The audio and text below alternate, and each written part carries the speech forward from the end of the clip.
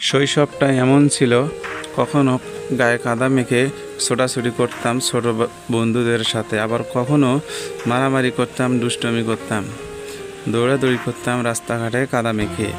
এটাই হচ্ছে শৈশবকাল।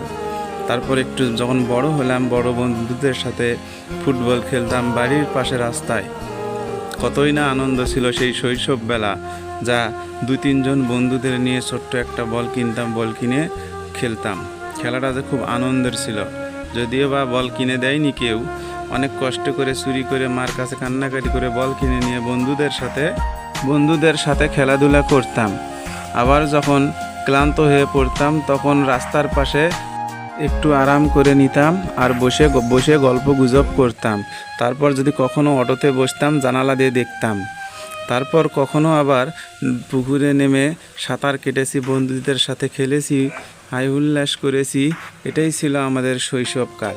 কখনো আর ফিরে পাবো না এই শৈশবকাল। পুকুর ঘাটে, পুকুরের মাঝে বন্ধুদের সাথে আড্ডা দেওয়ার সময়টা ছিল অনেক সুন্দর।